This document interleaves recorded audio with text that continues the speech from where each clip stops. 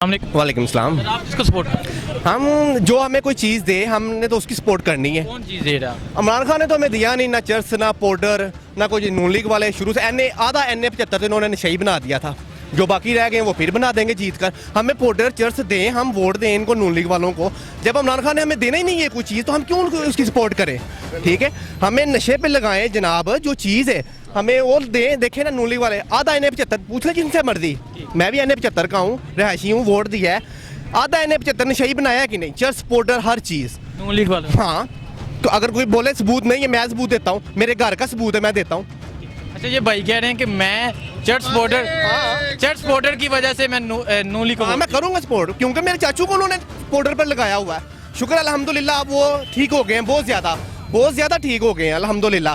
ठीक है, लेकिन मैं कहता हूँ इनको मैं अप्रिशिएट करता हूँ नून लीग वालों को, इन्होंने उनको पाउडर पे लगाया। इमरान खान कौन इतनी औकात है उसकी हमें पाउडर दे या चर्च दे? नहीं, हमें पाउडर दे चर्च दे, हम वोट करें देंगे, फिर बल्ला होगा इंशाल्लाह ताला। अब नून शेर एक बार फेर होएगा। देखिए, जो लोग देख रहे हैं उन्हें चर्च बॉर्डर की बात का नहीं पता, चर्च बॉर्डर की बात क्यों कर रहे हैं, वजाहत करें। ओ भाई, किसी से भी पूछ लें, यहाँ से किसी से भी पूछ लें कि ये जो नून लीग वाले हैं, जो सपोर्टर ज़ाहिर शाह जो भी हैं, ये पाउडर का नहीं थे लगाते, लोगों को नहीं थे देते पाउडर, देते थे। अल्लाह पाक उन्हें मगफरत उनकी फरमाए, अल्लाह पाक उन्हें जन्नत नसीब अता फरमाए।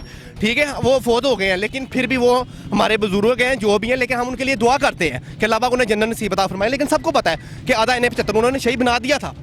ठीक है, उनका अपना बेटा दुबई भी पकड़ा गया, यहाँ पे पिछले दिनों में भी हुआ, दुबई भी पकड़ा। पूछे इनसे, नहीं पकड़ा गया? पकड़ा गया था। हाँ, ਜੀ ਅਸੀਂ ਕੋਈ ਵਾਲੇ ਆਏ ਆ ਤੇ ਨੂਨ ਲੀਗ ਦੇ ਸਪੋਰਟਰ ਆ। अच्छा, नहीं ਜਿਹੜੀ एक मिनट ਜਿਹੜੀ ਇਹ ਗੱਲ ਕਰਨ ਦੇ ਨੇ ਕਿ ਉਹ ਬੇਟਾ ਪਕੜਾ ਗਿਆ ਸੀ, ਉਹ ਪੂਰੀ ਮੀਡੀਆ ਨੂੰ ਸਾਡੇ ਲਈ ਤੁਸੀਂ ਐਵੇਂ ਆ ਕੇ ਸਪੋਰਟ ਇਹ ਤੇ ਮਜ਼ਾ ਲੈਣ ਆਏ ਆ। ਕੁੜੀਆਂ ਨੂੰ ਪਤਾ ਫੜਿਆ ਗਿਆ ਸੀ ਤੇ ਕੁਝ ਨਹੀਂ ਹੋਇਆ, ਝੂਠ ਸੀ ਸਾਰਾ, ਛੁੱਟ ਗਿਆ। ਤੇ ਨੂਨ ਲੀਗ ਜ਼ਿੰਦਾਬਾਦ। ਦੱਸ ਕਿਉਂ 30000 ਦੀ ਲੀਡ ਹੈ ਨੂਨ ਲੀਗ ਦੀ, 35000 ਦੀ ਜ਼ਿੰਦਾਬਾਦ। ਸ਼ੇਰ ਆ ਗਈ ਫੇਰ। ये चीज है, ये चीज है। अच्छा, ये देखें, ये कह रहे हैं मेरी बात सुने। 90 ਦੇ ਵਿੱਚ ਇੰਗਲੈਂਡ ਵਿੱਚ ਕਿਹੜਾ ਫੜਿਆ ਗਿਆ? ਕਿਹੜਾ ਖੜ ਗਿਆ? अच्छा मेरी गल सुनो, 90 ਇੱਥੇ ਹੀ ਕਰੀਏ ਨਾ, ਇੱਥੇ ਤੇ ਫੜਾ ਗਿਆ ਸੀ। ये कह रहे हैं कि पढ़ाया गया सी लेकिन छोड़ दिया गया था। ਇੱਥੇ ਤੇ ਘੋੜਿਆਂ ਦੇ ਸ਼ਰਤਾਂ ਲਾਉਂਦੇ ਨੇ ਜਾ ਕੇ। ਇੱਥੇ ਕੌਣ? ਉਹ ਕੋਈ ਨਹੀਂ। ਦੁਬਈ 에ਅਰਪੋਰਟ ਤੇ ਕਿਨੇ ਫੜਾਇਆ ਸੀ? ਦੁਬਈ 에ਅਰਪੋर्ट ਤੇ भाई, ये चीज है, इसको कहते हैं शऊर। ठीक है, वो कह रहे पकड़ा गया।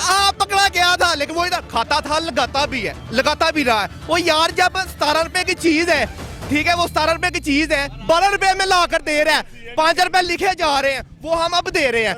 ठीक है, अगर इस चीज का हमें पता चल जाए, इस चीज का शूर आ जाए, तो फिर हम इंसानों में शामिल हो जाते हैं। अभी हम इंसान नहीं है, अभी हम खोते हैं, खोते। हाँ, शुक्रिया भाई। अच्छा, ये बताएं, देखिए जी, इमरान खान साहब वो कह रहे थे कि मैं मुल्क को तब्दीली लाऊंगा, मुल्क में मदीना की रियासत बनाऊंगा, तो इस हवाले से कुछ तब्दीली देख रहे हैं आप? सर मैं एक बताता हूँ आपको किस चीज़ की तब्दीली चाहिए। मेरे घर का ना, मेरे चाचू थे, ठीक है, पाउडर पर लगे, कितनी देर हो गई उनको? 17 साल हो गए उनको कवर करते हुए, उनका ट्रीटमेंट करते हुए 17 साल। इनको पकड़ एक बंदे को यार कैसे पकड़े? मैंने बन जाऊं, मैं MPA बन जाऊं, मैं जो मर्जी करूं, मुझे पकड़ेगा कोई आके? कोई भी नहीं पकड़ेगा। और भाई ये अवाम को पागल बना रहे हैं, ये अवाम को, मैं क्या बोलूँ अब मीडिया के सामने, मैं वो लफ्ज़ नहीं इस्तेमाल कर सकता, ये अवाम को पागल बना रहे हैं। ठीक है, जिस दिन हमें शऊर आ गया हम इंसानों में शामिल होंगे इंशाल्लाह ताला, इंसानों में। अभी हम इंसानियत में शामिल नहीं है, अभी हम खोते हैं, खोते। ठीक है, डंडा मारो, हम आगे को चलेंगे, नहीं तो हम उधर ही खड़े रहेंगे। वोट शेयर पे नहीं क्यों? आपको नहीं, मैं कह रहा हूँ फिर दूंगा। ठीक है, पर एक और नशे करेंगे फिर वोट। हाँ जी। देखें जी, इनका कहना है कि डस्का में मनशियात फरोश थे, वो चर्च बेचते थे, वो पाउडर बेचते थे, वो पकड़े गए लेकिन कोई हाल नहीं हुआ। इनका ये कहना है कि वो पकड़े गए लेकिन कोई हाल नहीं हुआ, इन्हें चर्च मिलती है इसलिए ये वोट शेयर को दे। वालेकुम अस्सलाम। अच्छा सर, मुझे ये बताएं कि आपने वोट किसे दिया? जी, मैं डस्का शहर PTI सिटी का प्रेसिडेंट हूँ और मेरी PTI के लिए जिद्दोजहद है और कोई शक ही नहीं है कि मैंने किसको वोट दिया। ठीक है, आपका पता चल गया कि आपने PTI को वोट दिया है। PTI को वोट देने की वजह क्या है? PTI को वोट देने की वजह है कि मैं फ़ख्र महसूस करता हूँ कि मैं एक सियासी वर्कर हूँ और मैं सियासी जिद्दोजहद पर यकीन रखता हूँ।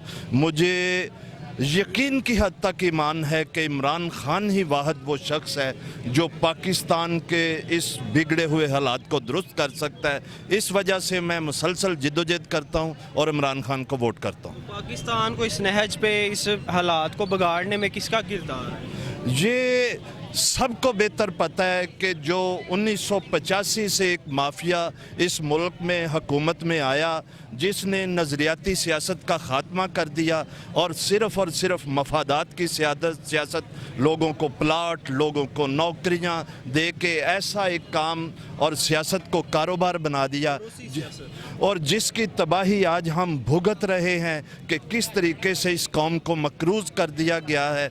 इस वजह से मैं ये समझता हूँ कि इस मुल्क को अगर बचा सकती है तो वो नज़रियाती सियासत बचा सकती है, सियासी वर्कर बचा सकते हैं। तो इसी वजह से हम जदोजहद करते हैं। ठीक है, तो नवाज शरीफ के बारे में क्या कहते हैं? नवाज शरीफ फ़ौज पे आए दिन बड़ी तनकीद करते हैं, फ़ौज के इदारों पे तनकीद करते हैं, आपने उनके बयानिए भी सुने हैं, तो उस पर क्या कहते हैं कि लंदन में बैठ के 4 हफ्तों की छुट्टी लेके बाहर जाते हैं, वापस भी नहीं आते। वैसे कहते हैं कि हम अदालत के हुक्म को बहुत मानते हैं, तायद करते हैं, अदालत ही बुला रही है वापस के आएँ, अपने केसेस को फेस करें, तो ना आने की वजह क्या है? मेरी कौम का सियासी शऊर बहुत बेहतर है, वो बहुत बेहतर तरीके से जानती है कि नवाज शरीफ किस सियासी गमले में पैदा हुआ था। जनरल गुलाम जिलानी, जनरल ज़ियाउल हक की वो पैदावार है, फ़ौज की ही बैसाखियों पर चल के वो यहाँ तक पहुँचा, इस मुल्क को बुरी तरह उसने नोचा, और जिस वक्त उसे महसूस हुआ कि मेरी लूटी हुई दौलत वापस जाने लगी है तो वो उसी फ़ौज के ख़िलाफ़ बातें करने लगा, उसी अदालत पे उसने उस वक़्त हमला किया।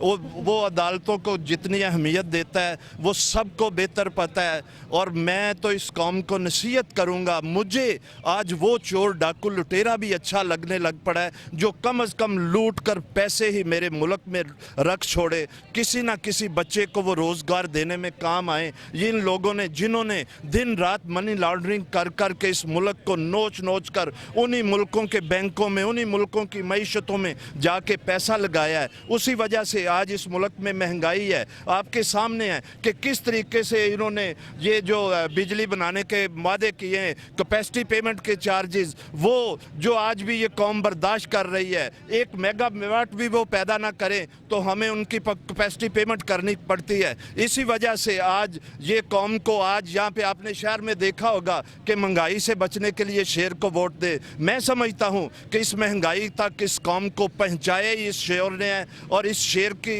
भूख मिटी नहीं रही। लेकिन सियासी जिद्दोजहद पर यकीन रखता हूँ। ये लोग पिछले इलेक्शंस में ये कहते थे कि मल्ली को टिकट मिली, हम 11 बजे जीत जाएंगे, मल्ली को टिकट मिली, आलो मार के डेरे पे मिठाई बांट दी गई। आज आपके सामने है, दोपहर से इलेक्शन कमीशन को बार बार दरखास्तें दी जा रही हैं कि फलां प्रिजाइडिंग ऑफिसर वो रिजल्ट को टेम्पर करेगा। मैं पूछता हूँ, ये इतने अरसे से इलेक्शन लड़ रहे हैं, इनके पोलिंग एजेंट कहाँ हैं?